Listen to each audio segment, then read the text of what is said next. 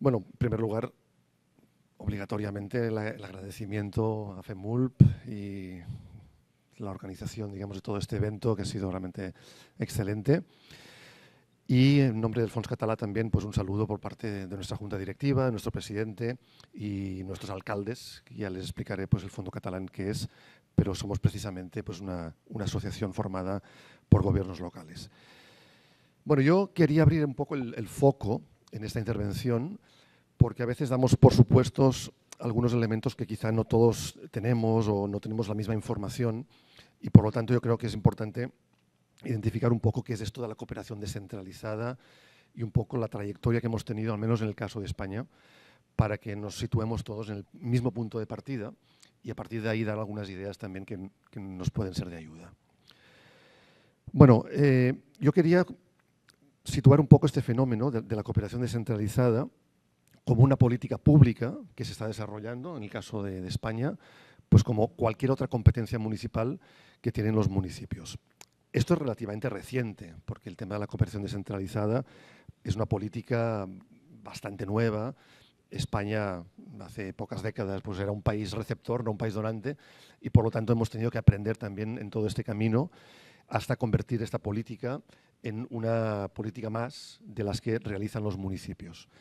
Para ello, como mínimo, necesitamos 4 elementos fundamentales para poder realizar esta política, que es, en primer lugar, un marco jurídico que nos permita su expansión, que nos permita gestionar realmente la posibilidad de hacer cooperación internacional.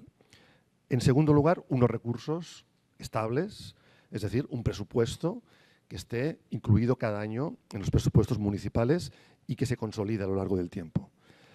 En tercer lugar, una formación continua para los profesionales técnicos que se dedican a la cooperación internacional, que están en los municipios, son técnicos municipales, son funcionarios que son expertos en estas políticas y por tanto han tenido que formarse específicamente en esto.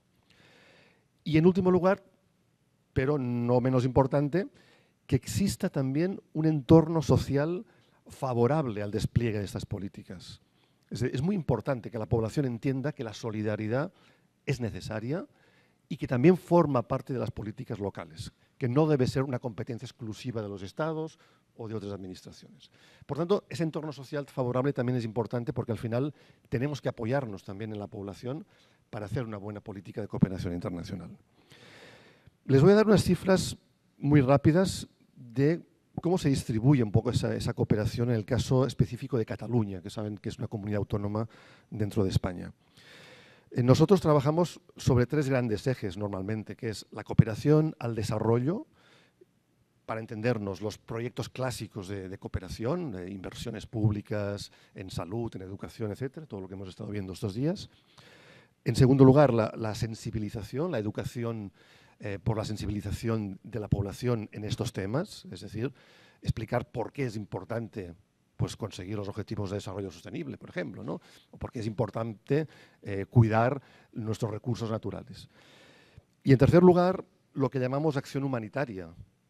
Ustedes están muy acostumbrados en estos países a tener fuertes eventos climáticos, catastróficos, que se manejan a través de recursos también de cooperación, pero por otras vías, porque técnicamente, digamos, son otros aspectos que tenemos que tomar en cuenta distintos a los de la cooperación al desarrollo.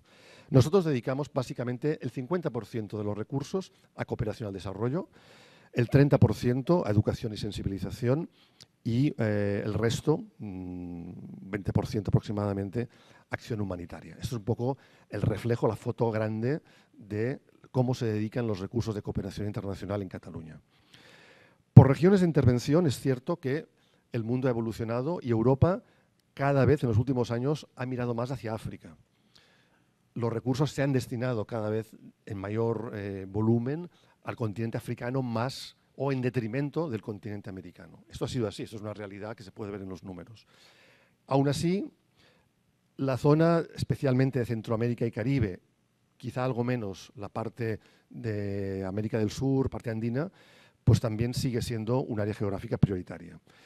Nosotros, para que tengan una idea, el país que más recursos recibe en el último trienio, 2019, 2021, 2022, por parte de toda la cooperación descentralizada catalana. Estamos incluyendo municipios, diputaciones, otros organismos como mancomunidades.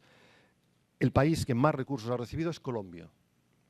Y para que tengan una idea de las cifras, 5,5 millones de euros en esos 3 años. Es decir, no estamos hablando de volúmenes de recursos como los que maneja la Unión Europea, lógicamente, pero bueno, son cifras significativas. A cierta distancia está el segundo país, que es El Salvador, que no llega a los 2 millones de euros de destino. Bueno, esto me permite entrar en el tema de la internacionalización de los municipios, es decir, la importancia de que los municipios creen dinámicas de trabajo entre países, entre continentes, y que a partir de ahí se cree lo que nosotros llamamos el modelo de la cooperación descentralizada. Hay un aspecto fundamental y es que, en general, las constituciones de todos los países, España entre ellas, delegan lo que es la cooperación y, en general, las relaciones internacionales a los estados.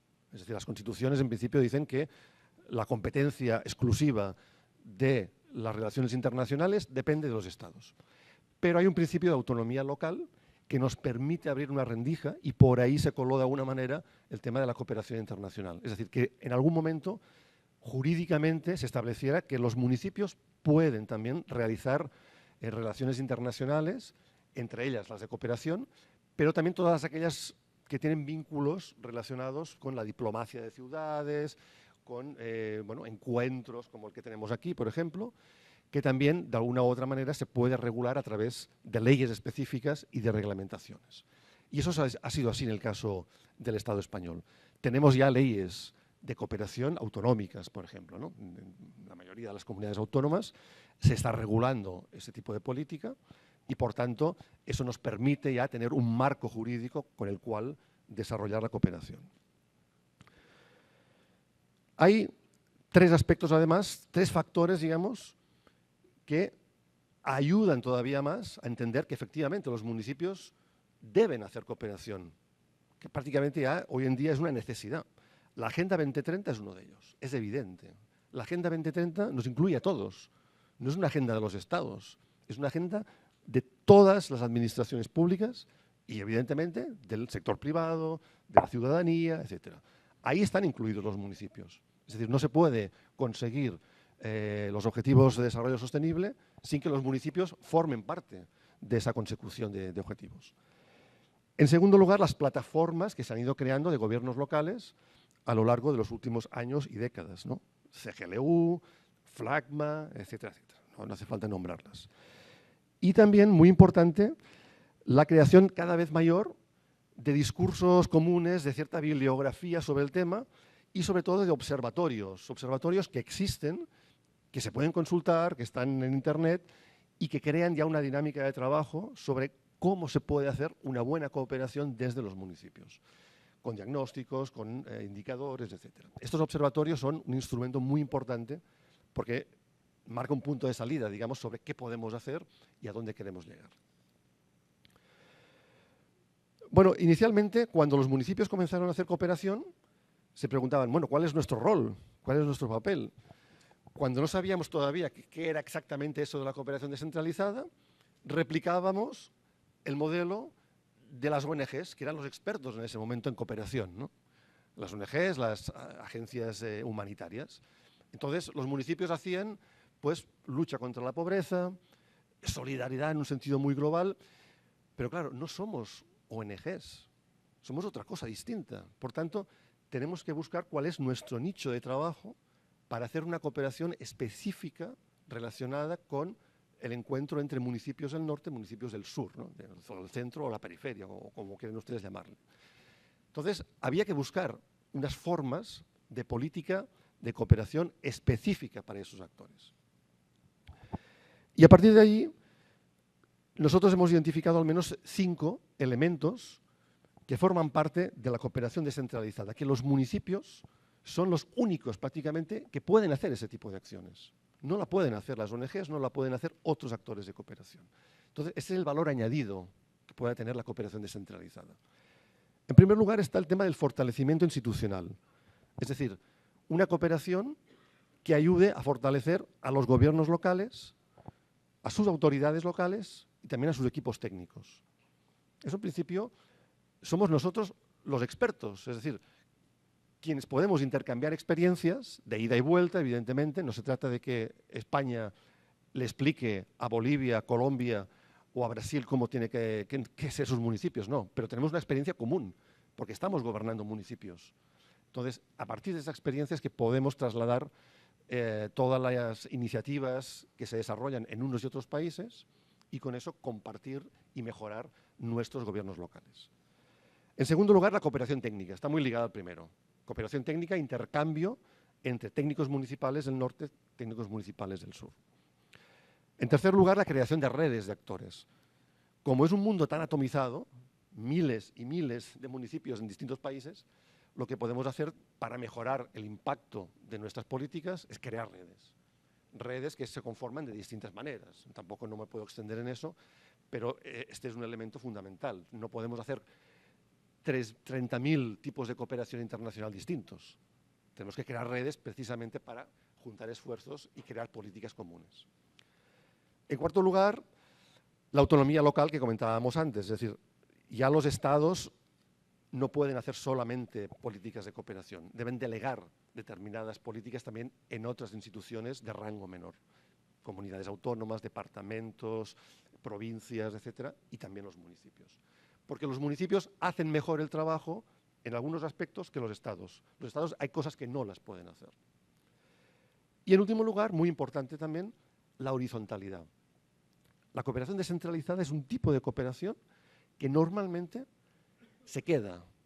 Es decir, no trabajamos tanto con la óptica de la convocatoria que tiene una fecha de inicio, una fecha de finalización, eso dura 2 años, cuando termina el proyecto el actor se va. No, la cooperación descentralizada suele crear lazos estables, vínculos que van muchísimo más allá de una convocatoria de proyectos que comienza y finaliza en una fecha determinada. Entonces, eso nos permite crear hermanamientos, crear otro tipo de herramientas, partenariados, etcétera, que hace que la cooperación sea a largo plazo y, por tanto, también desde un punto de vista horizontal. Es decir, aquí no hay un experto que dice lo que hay que hacer. En general, somos municipios distintos que compartimos ideas, proyectos, y eso nos fortalece. Evidentemente, también tenemos muchas amenazas y muchas debilidades. La atomización que comentaba es una, hay muchísimos actores y, por tanto, ponerse de acuerdo a veces no es tan fácil. La dispersión temática, la dispersión geográfica también es enorme. Se pueden hacer muchas cosas y a veces queremos hacer demasiadas y eso nos impide a veces centrarnos en las cosas importantes. Pero bueno, son cuestiones que evidentemente siempre hay que tomar en cuenta y hay que ir superando. El Fons Català, solo para ir terminando poco a poco y explicarles quiénes somos también, aunque no he venido a explicar aquí mi película, pero bueno, como mínimo que sepan que el Fondo Catalán de Cooperación es una asociación de municipios. Más de 300 municipios de Cataluña que en el año 86 decidieron juntarse. Bueno, en 86 fueron 30 municipios, ya somos 300. Pero la idea era justamente hacer un trabajo de escala, es decir, no podemos hacer 300 políticas de cooperación distintas. Tenemos que juntar esfuerzos, crear un fondo común, unas políticas comunes, para hacer la mejor cooperación descentralizada posible. Por tanto, es un organismo creado con una junta de alcaldes que son los que finalmente deciden cuál es nuestro plan de trabajo, nuestro plan director, para hacer política de cooperación hacia otros países. Y ahí se definen las prioridades geográficas, temáticas, etc. Por tanto, somos pares, estamos hablando de municipio a municipio.